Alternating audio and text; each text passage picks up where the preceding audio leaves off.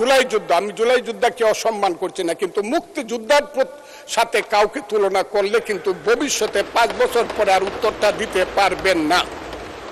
মাননীয় সদস্য, আমাদের মাননীয় চিফ হুইপ সময় 5 মিনিট বাড়িয়েছেন আপনার জন্য, আর আমি আমার জায়গা থেকে আরো 5 মিনিট, টোটাল 10 মিনিট হলো।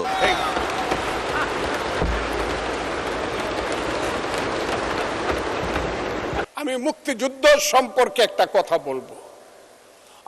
আপনি বসে আছেন, আপনি মুক্তিযুদ্ধ দেখেন নাই।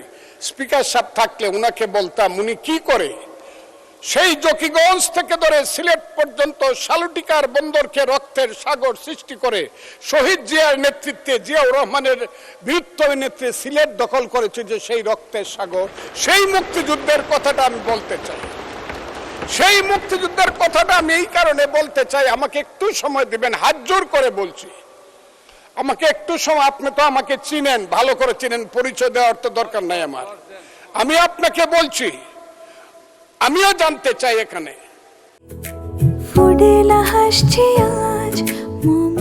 ফুডেলা একটি নাবিল পণ্য। মুক্তিযুদ্ধ আমাদের জাতির শ্রেষ্ঠ অর্জন কি না, এই কথাটা আমি আমার এই পার্ট থেকে বুঝতে চাই। যারা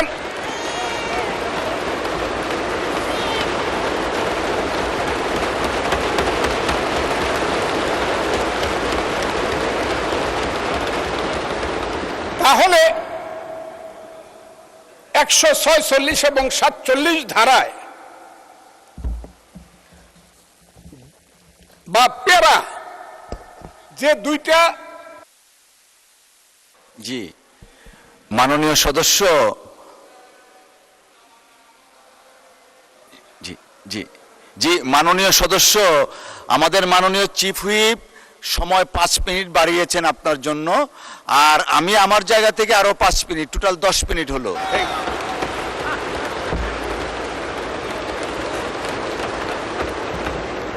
যদি এই হয় তাহলে 147 প্যারায় লেখা আছে, জনাব অর্থমন্ত্রী, সরকার মহান মুক্তিযুদ্ধের ইতিহাস সংরক্ষণ ও বীর মুক্তিযোদ্ধাদের কল্যাণে নিরলসভাবে কাজ করছে। ঠিক আছে, সাধারণ মুক্তিযোদ্ধাদের মাসিক সম্মানে 20,000 টাকা অপরিবর্তিত রাখার এবং খেতাবপ্রাপ্ত মুক্তিযোদ্ধা যেমন বীর শ্রেষ্ঠ, বীরুত্তম, বীর বিক্রম, বীর প্রতীকদের 5,000 টাকা বৃদ্ধি করছে। ঠিক 48 ওনারা এসে লিখতেছেন জুলাই অভ্যুত্থানে, আমি তাদেরকেও শ্রদ্ধা করি, জুলাই অভ্যুত্থানকেও আমি শ্রদ্ধা করি। জুলাই অভ্যুত্থানে শহীদ পরিবারের মাসিক ভাতা 20,000 টাকা, ঠিক আছে।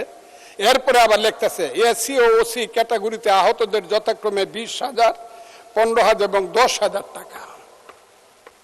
কোন কারণেই ওই যে আমি বলছি, যারা মুক্তিযুদ্ধকে শ্রেষ্ঠ মনে করেন, কোন কারণেই মুক্তিযোদ্ধার সম্মানী ভাতার সঙ্গে অন্য কারো সম্মানী ভাতার কোনো তুলনা হতে পারে না।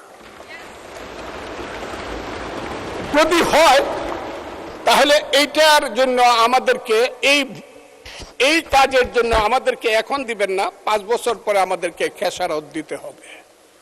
কারণ এখানে যারা আসছেন, যদি নিজেকে অসত্য বলে মনে না করেন বা বুকে হাত দিয়ে বলতে পারেন, সব লোক অন্তত 99% এমপি বিএনপির যারা হয়েছেন, তারা প্রত্যেকেই শেষ পর্যন্ত বলতে হয়েছে আমরা শহীদ মুক্তিযোদ্ধা জিয়াউর রহমানের দল, আমরা মুক্তিযুদ্ধের পক্ষে, এই কথাটা বলে আসছে।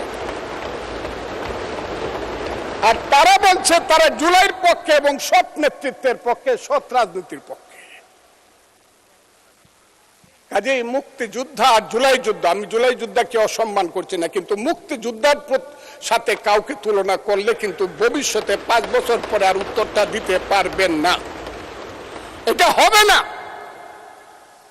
কাজেই আমি আজকে বলছি 1 টাকা হইলেও মুক্তিযোদ্ধার সম্মানী ভাতা বাড়াতে হবে, বেশি করতে হবে, না হলে উত্তর কোনোদিন দিতে পারবেন না। কিন্তু